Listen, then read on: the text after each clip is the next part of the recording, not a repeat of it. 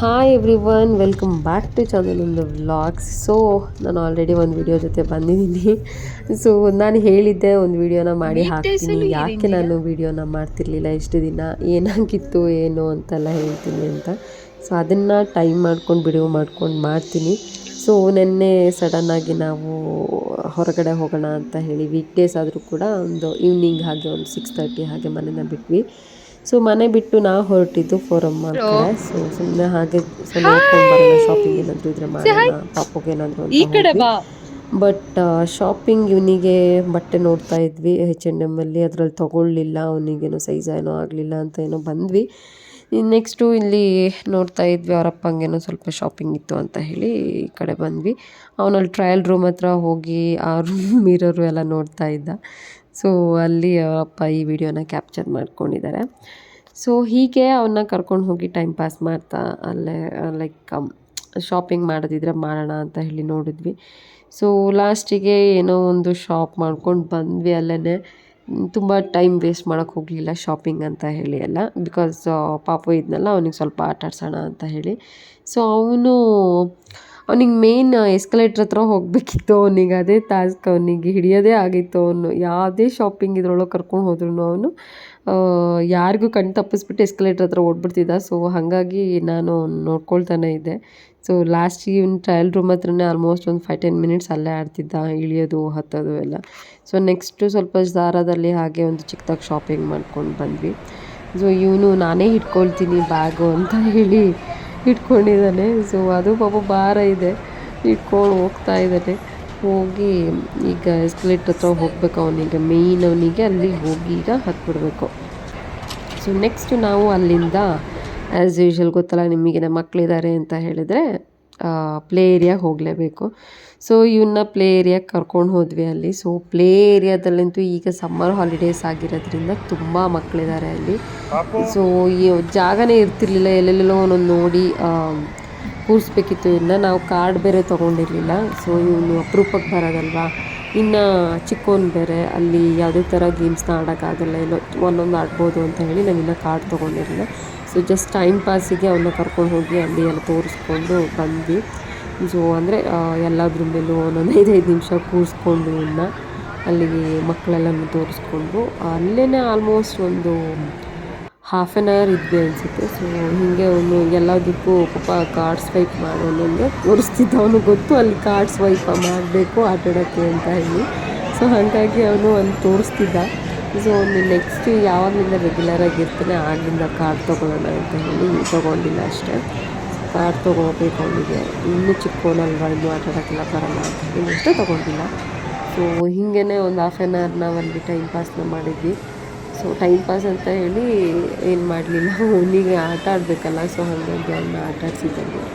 So ಇದೇ ಆಯಿತು, ಒಂದು ಎಲ್ಲರನ್ನೂ ನೋಡೋದು ಮಾಡೋದು ಅಂತ ಹೇಳಿ. ಅವನಿಗೆ ಯಾವುದು ಇಂಟ್ರೆಸ್ಟ್ ಇದೆ ಅದರಲ್ಲಿ ಮಾತ್ರ ಕೂರ್ತಿದ್ದ. ನಾವು ಎಲ್ಲದರಲ್ಲೂ ಟ್ರೈ ಮಾಡಿಸಿದ್ವಿ ಕೂತಿ ಅವನಿಗೆ. ಸೊ ಎಲ್ಲದನ್ನೂ ಎಂಜಾಯ್ ಮಾಡ್ತಾ ಇದ್ದ ಅವನು. ಸೊ ನೀವೇ ನೋಡಿ ಹೇಗೆ ಆಟ ಆಡ್ತಾನೆ ಅಂತ ಹೇಳಿ. ಕೂರು ಅಲ್ಲಿ, ಅಪ್ಪ ಕೂರು ಅಲ್ಲಿ, ಅಮ್ಮ ಕೂರು ಇಲ್ಲಿ ಅಂತ ಹೇಳ್ತಾ ಇದ್ದ ಪಕ್ಕದಲ್ಲಿ. ಸೊ ನಾವು ಹೇಗಲ್ಲಿ ಕೂರೋದು, ಅವನ್ನೇ ಕೂತ್ಕೋ ನಾವು ಕೂರ್ತೀವಿ ಅಂತ ಹೇಳಿ ಆಟ ಆಡಿಸ್ತಿದ್ವಿ. ಸೊ ಲಾಸ್ಟಿಗೆ ಇದೊಂದು ಡಾಗಿ ಕೂತಿದ್ದೆ ಪಕ್ಕದಲ್ಲಿ ಅಂತ ಹೇಳಿ ಕೂರಿಸಿದ್ವಿ. ಸೊ ಅವನ್ನ ಗೋಗು ಅಂತ ಹೇಳಿ ಆಟ ಆಡ್ತಾಯಿದ್ದೆ. ಸೊ ಕೊನೆಗೆ ಇದೊಂದು ಲಾಸ್ಟಿಗೊಂದು ಕೂರಿಸ್ಬಿಟ್ಟು ಎಂಜಾಯ್ ಮಾಡ್ತಾಯಿದ್ದೆ. ಅಲ್ಲಿಂದ ಕೂರಿಸಿ ಇನ್ನೂ ಹೋಗಬೇಕಿದ್ರೆ ಎಷ್ಟು ಗೇಮ್ಸ್ ಇದೆ ಈ ಫೋರಮ್ ಮಾಲಲ್ಲಿ ಅಂತ ಹೇಳಿದರೆ, ಮಕ್ಕಳಿಗೆ ತುಂಬ ಥರ ವೆರೈಟೀಸ್ ಆಫ್ ಗೇಮ್ಸ್ ಇದೆ ಇಲ್ಲಿ. ಸೊ ಅವನು ಎಲ್ಲದನ್ನೂ ಟ್ರೈ ಮಾಡಬೇಕು. ಸೊ ಲಾಸ್ಟಿಗೆ ಈ ಕಾರ್ ಡ್ರೈವಿಂಗ್ ಬಂದ, ಅಲ್ಲಿ ಹೋದ, ಇಲ್ಲಿ ಹೋದ. ಸೊ ಎಲ್ಲಿ ಪೂರ್ತಿ ಗೇಮ್ಸ್ ಜಾಗ ಸಿಗುತ್ತೆ ಅಲ್ಲೆಲ್ಲ ಹೋಗಿ ಕೂರಿಸಿದ್ವಿ ನಾವು. ಸೊ ಹೀಗೇ ಅವನ್ನ ಕರ್ಕೊಂಡು ಹೋದರೆ, ಮಕ್ಕಳು ಕರ್ಕೊಂಡು ಹೋದರೆ ಹೀಗೆ ಅಲ್ಲಿಂದ ಬರೋಲ್ಲ. ಇಲ್ಲಿಂದ ನೆಕ್ಸ್ಟ್ ಬೈಕ್ ಆಟ ಆಡ್ತಾ ಇದ್ದ. ಸೊ ನೆಕ್ಸ್ಟು ನಾವು ಅವನಿಗೆ ಟಾಯ್ಸ್ ತೊಗೊಳ್ಳೋಣ ಅಂತ ಹೇಳಿದ್ವಿ, ಅಲ್ಲಿ ಹೋದ್ವಿ.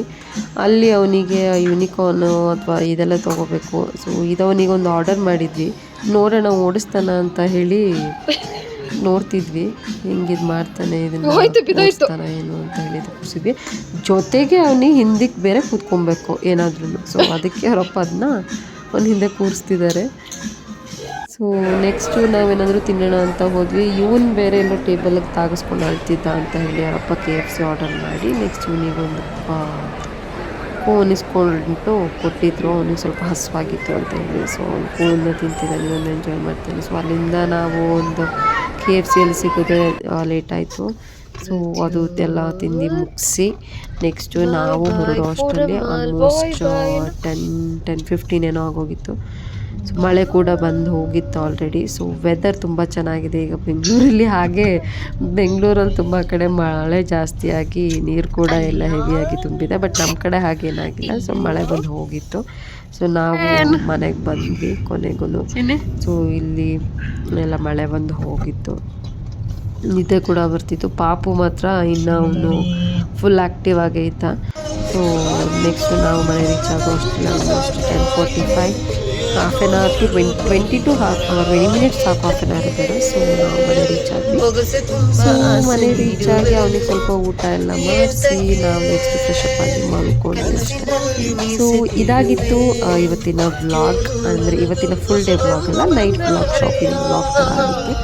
ಸೊ ಐ ಹೋಪ್ ನಿಮಗೆ ಈ ವಿಡಿಯೋ ಇಷ್ಟ ಆಯಿತು ಅಂದ್ಕೊಳ್ತೀನಿ. ಇಷ್ಟ ಆಗಿದ್ದಲ್ಲಿ ಪ್ಲೀಸ್ ನಮ್ಮ ಚಾನಲ್ಗೆ ಸಬ್ಸ್ಕ್ರೈಬ್ ಆಗಿ, ಹಾಗೆ ನಮ್ಮ ವಿಡಿಯೋಗೆ ಲೈಕ್ ಕೊಡಿ, ಶೇರ್ ಮಾಡಿ, ಹಾಗೆ ಕಮೆಂಟ್ ಮಾಡಿ ಅಂತ ಕೇಳ್ಕೊಳ್ತೀನಿ. ಸೊ ಮಳೆ ಆಗಿದ್ದರಿಂದ ಇವರೆಲ್ಲ ಬೇಸ್ಮೆಂಟಲ್ಲೇ ವಾಕ್ ಮಾಡ್ತಾಯಿದ್ರು. ಸೊ ಪಾಪು ಕೂಡ ನಿಂತ್ಕೊಂಡು ನೋಡ್ತಿದ್ದೆ ಎಲ್ಲರೂ. ಸೊ ಇಷ್ಟು ನಮ್ಮ ಪುಟ ಒಂದು ವ್ಲಾಗ್ ಆಗಿತ್ತು. ಐ ಹೋಪ್ ನಿಮ್ಗೆ ಇಷ್ಟ ಆಗಿದೆ ಅಂದ್ಕೊಳ್ತೀನಿ. ನಾನು ರೆಗ್ಯುಲರಾಗಿ ನಾನಿನ್ನ ವೀಡಿಯೋಸ್ನ ಪೋಸ್ಟ್ ಮಾಡ್ತೀನಿ. And thank you so much for watching. ಇನ್ನು ನೆಕ್ಸ್ಟ್ ವೀಡಿಯೋದಲ್ಲಿ ಸಿಗೋಣ. ಬಾಯ್. ಒಂದು ಪಿಂಪಲ್ ಆಗಿ